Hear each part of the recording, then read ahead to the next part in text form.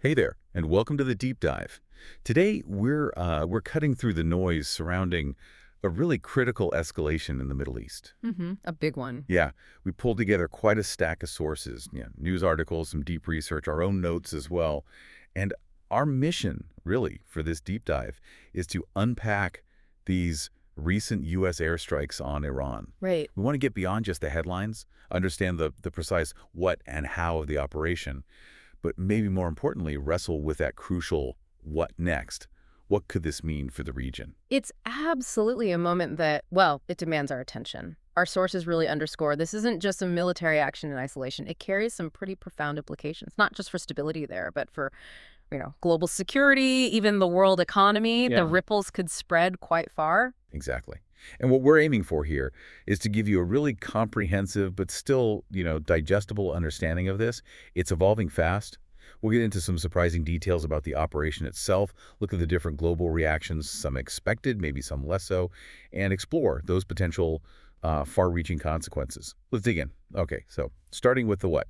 Our sources indicate the U.S. launched a series of highly coordinated bombing attacks against three Iranian nuclear facilities. This was a major direct step A up. significant escalation, yes. The mission, reportedly called Operation Midnight Hammer, kicked off at midnight on a Friday. And what's really fascinating here, something the sources highlight, is the sheer strategic coordination.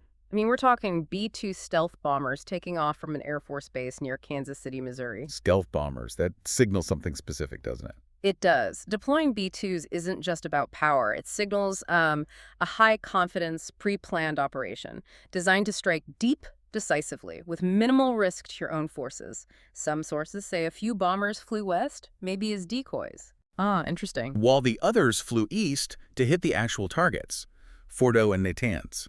And they dropped 14 bunker buster bombs. Bunker busters explain those quickly. Right, for anyone unfamiliar, they're special munitions designed to burrow deep underground before exploding. So ideal for targets like these nuclear facilities, which are heavily fortified, buried deep. Incredible precision. But it wasn't just the bombers, was it? I saw something else in the sources. That's right, it was multi-pronged. Around 5 p.m. Eastern Time on Saturday, just as the bombers were getting into Iranian airspace, a submarine launched over 24 Tomahawk missiles at the Isfahan nuclear site. Exactly, so not just an air operation, a multi-platform assault. The whole mission involved, get this, over 125 aircraft. Wow. And resulted in 75 precision-guided weapons hitting those three locations. Now, U.S. officials were apparently careful to emphasize this was specifically targeting Iran's nuclear program. Not the military overall or the people. Correct, that was the stated aim. And it's crucial to add context here, too. Israel had already been conducting strikes against nuclear sites in Iran earlier in the month. Right, we covered that. And the U.S. had been intercepting missiles for Israel. But these strikes, Midnight Hammer, this marked the first direct, acknowledged U.S. offensive action against Iranian targets in this specific context. Okay, so with the operation itself described, the world reacts.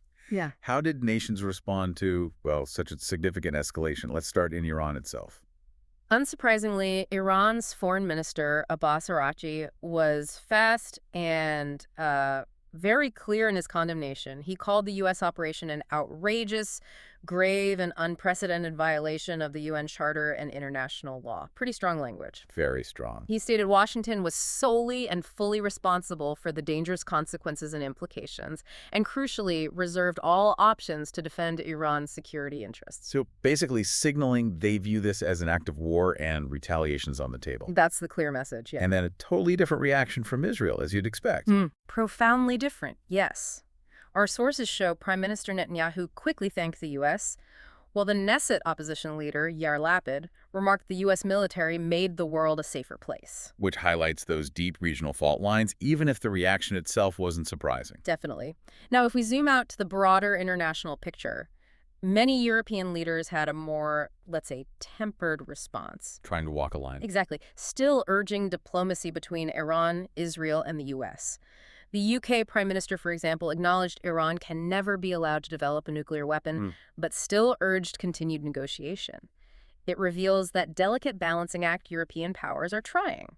De-escalate tensions, but align with the U.S. objective on nukes? Precisely. However, the UN Secretary-General Antonio Guterres was gravely alarmed. He called the strikes a dangerous escalation and a direct threat to international peace and security. Strong words from the UN chief. And Russia's Ministry of Foreign Affairs condemned it as irresponsible and a gross violation of international law, which, reflects their own strategic interests and concerns about setting precedents. Okay, so that's the global stage. What about back home in the U.S.? The sources pointed to some pretty clear divides there, too. Predictable, maybe? Predictable in some ways, yes. Top congressional Republicans mostly backed the move. House Speaker Mike Johnson said the president made the right call.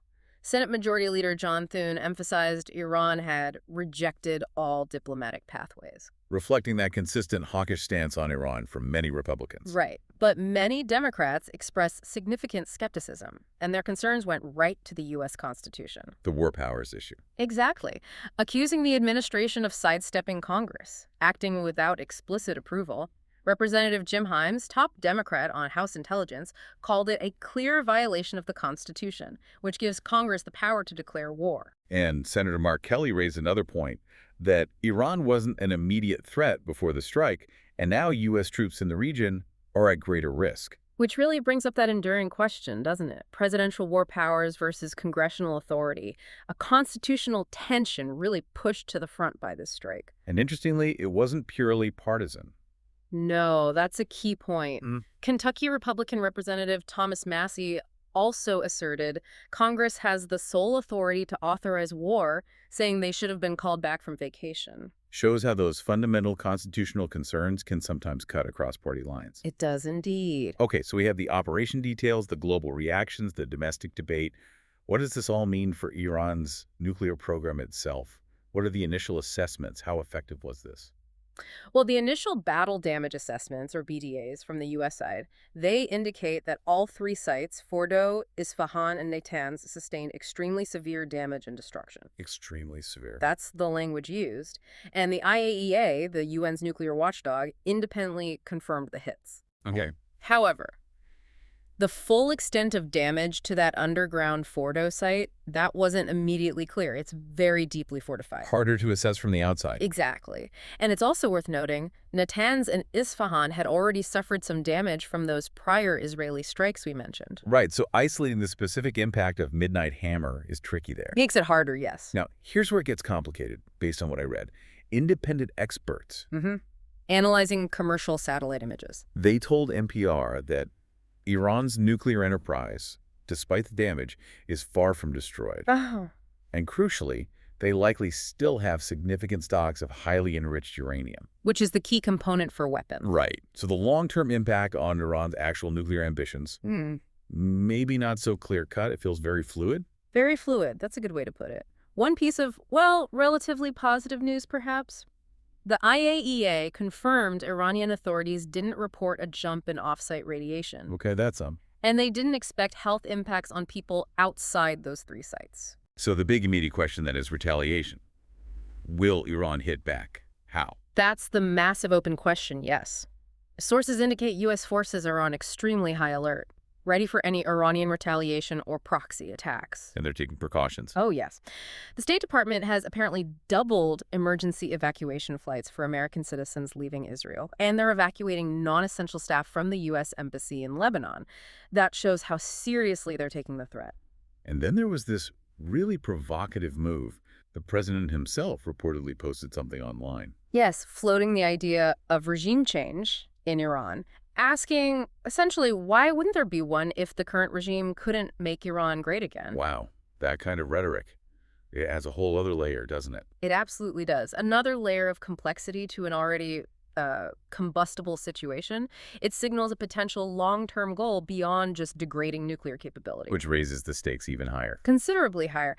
And beyond just direct military retaliation, the sources point to several other really profound potential dangers. Like what? Well, what are the economic consequences if the Straits of Hormuz, that critical oil choke point, are threatened? Big one for the global economy. Huge. How might this impact Iran's internal politics? Could it strengthen hardliners pushing for a more aggressive stance? Or could it eventually push toward reform? It's hard to say. The internal dynamics are key. And what precedents does this set for international law regarding preventative strikes on nuclear programs? Could this actually accelerate Iran's nuclear program, making them see it as their ultimate insurance policy? The counterintuitive effect there. Exactly. These are the sorts of cascading effects we really need to keep in mind. Okay, so let's try to summarize this deep dive. We've gone into the specifics of the U.S. airstrikes Operation Midnight Hammer, the targets, the strategic choices like using stealth bombers and missiles. Hmm. We've seen the immediate reactions diverse globally, divided domestically in the U.S., highlighting those ongoing constitutional debates. And we looked at the initial assessments of effectiveness. Significant damage reported, yes, but the long-term impact on Iran's actual nuclear program. Still a very complex, open question. That's right. It seems absolutely clear this situation is far from over. In many ways, maybe just beginning to unfold. Indeed. And the sources really do highlight several critical potential dangers that are, well, crucial for you to grasp. The elevated risk of a full-blown regional war, a potential global economic shock if oil supplies get disrupted, increased risks for Americans in the region, and as we just mentioned, that unsettling possibility these strikes might actually speed up Iran's nuclear program as a deterrent. Right. Understanding these interwoven implications really helps you get the full weight of what we're seeing unfold. And that is precisely why we do these deep dives. Instead of you having to sift through countless articles feeling overwhelmed. We aim to give you that shortcut, to being truly well-informed, maybe with those aha moments that help it all stick. And perhaps a final thought to chew on as you consider all this. Beyond the immediate headlines, beyond the military assessments of damage, what long-term shifts might these strikes kick off, regardless of their immediate military success? Long-term ripples. Exactly. Shifts in international relations, global energy markets. How might this event reshape the power balance in the Middle East for potentially decades? And ultimately, what does that mean for you in terms of geopolitics, stability, maybe even the global economy down the line? Something to think about.